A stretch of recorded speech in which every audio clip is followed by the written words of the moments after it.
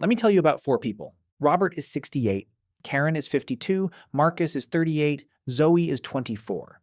You may have come across versions of their stories before. What they did wrong, what they should have done differently, how each generation fumbled it in their own special way. And look, there's truth in that. But here's what I didn't tell you. Every single one of them, at some point, also got something right. Something that, if they'd leaned into it harder, would have changed everything. Some of it is uniquely theirs. Some of it is the same thing, just wearing different clothes depending on the decade. There's a win hiding in every generation's story. And by the end of this video, you're going to see yours. Before we get into each of them, I want to say something clearly, because I think it matters. Most personal finance content treats generations like punchlines. Boomers ruined the economy. Millennials can't stop buying coffee.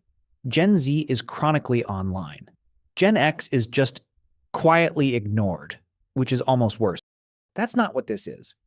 Because when you actually look at the data and at the real lives behind the data, every generation was dealt a genuinely different hand.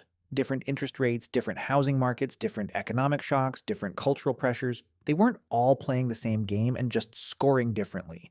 The game kept changing. And yet, despite all of that, each generation produced people who figured something out, who got one thing, maybe more, genuinely right. And those wins are worth understanding, not just to feel good about your generation, but because the most useful thing you can do right now is borrow the best instinct from all four of them simultaneously. That's what we're here to do.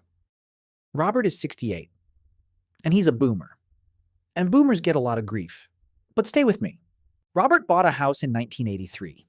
He didn't agonize over it the way people do now. He didn't run spreadsheets comparing renting versus buying, didn't stress test 7 different mortgage scenarios. He just bought it because that's what you did.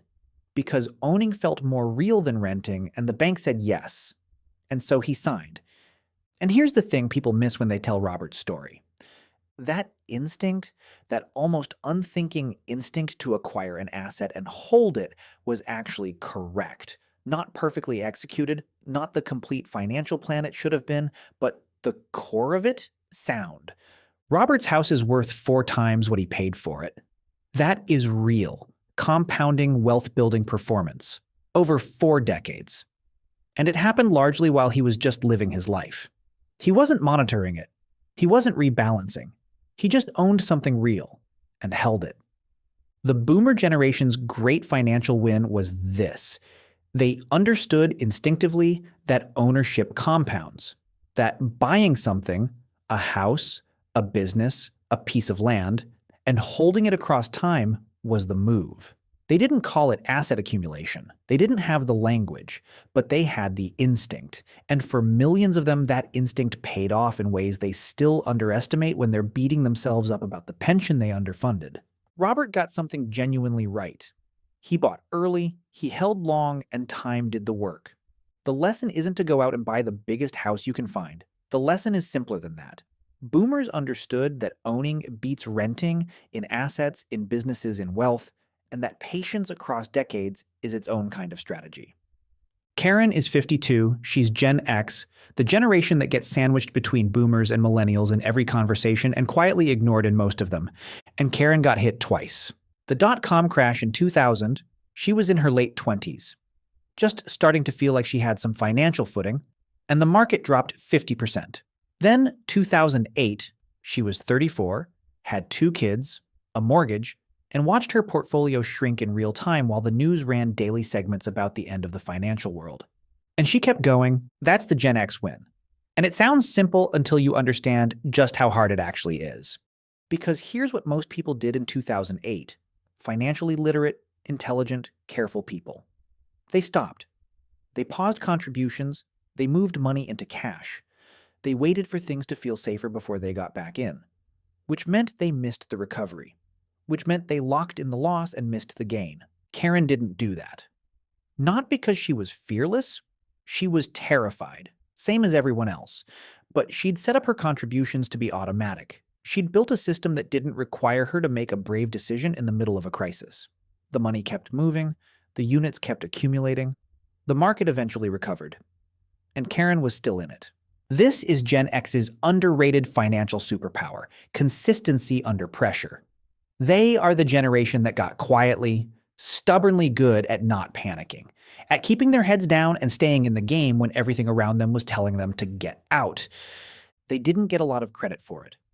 Gen X rarely gets credit for anything, but that discipline, that almost boring refusal to react, is one of the most genuinely valuable financial behaviors that exists. The lesson from Karen isn't to be fearless with your money, it's to build systems that make bravery unnecessary. Automate it. Make the right move the default move, so that when the crash comes, and it will come, you don't have to be a hero, you just have to do nothing. Marcus is 38. He's a millennial, and yes, the avocado toast jokes exist. We're all aware, let's move on. Because Marcus did something his dad never did. When Marcus started investing in his early 30s, later than he should have, he didn't walk into a bank and let someone put him into an actively managed fund with a 1.5% annual fee and a glossy brochure full of promises. He opened an account online, bought a low-cost index fund, and set up a monthly direct debit. That's it. That's the move. And it sounds boring. It sounds like the obvious thing, the thing everyone knows now. But millennials were actually the first generation to do this at scale. Their parents trusted financial advisors who were often, bluntly, salespeople with credentials. Their grandparents put money in savings accounts and called it investing.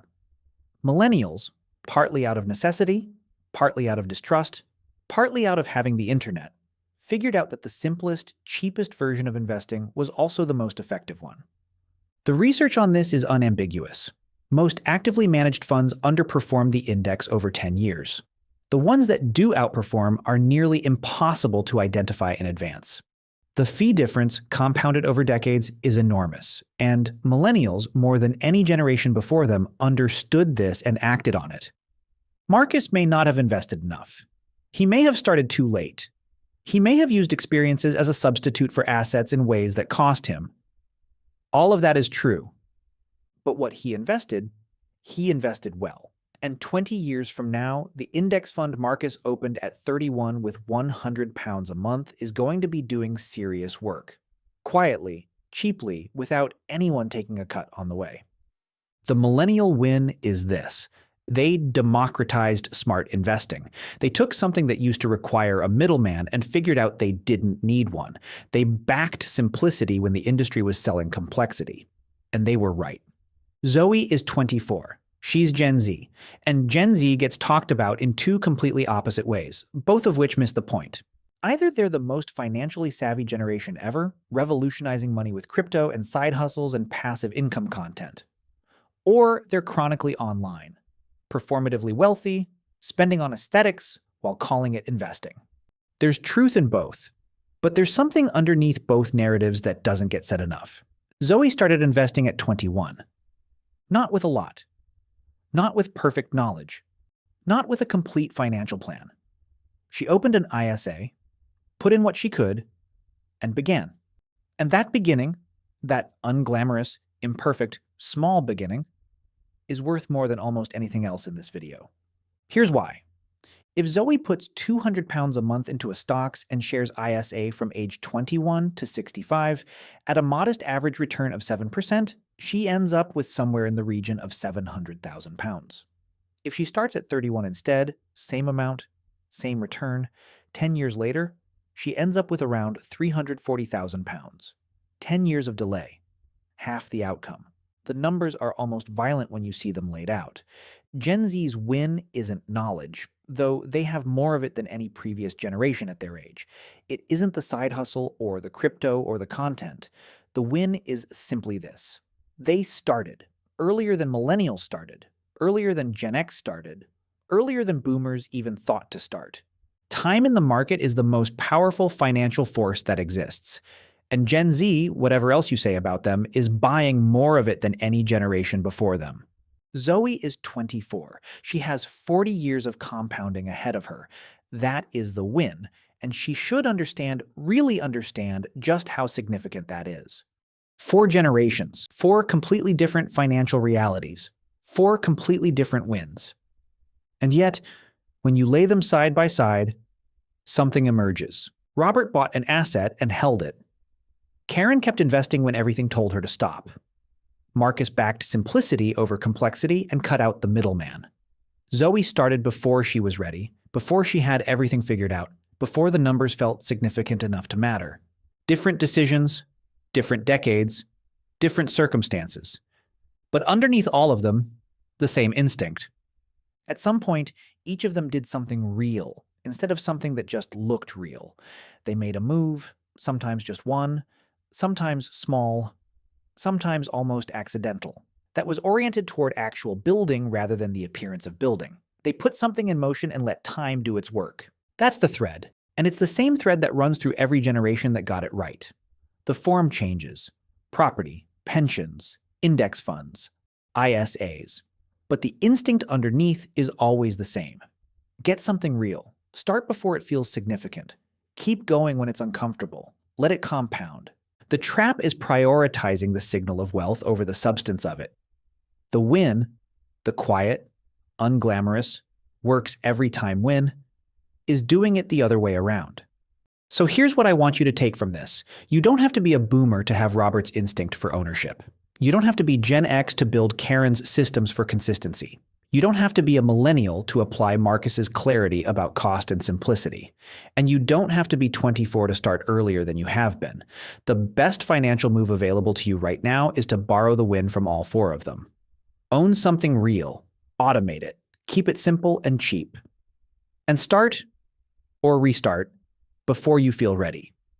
Robert, Karen, Marcus, Zoe, none of them got it completely right.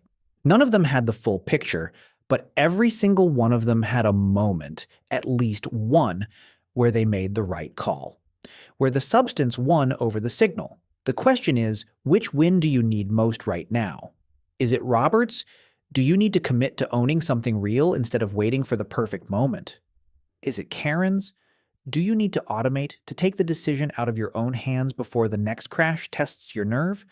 Is it Marcus's? Do you need to simplify, to stop paying for complexity that isn't earning its cost? Or is it Zoe's?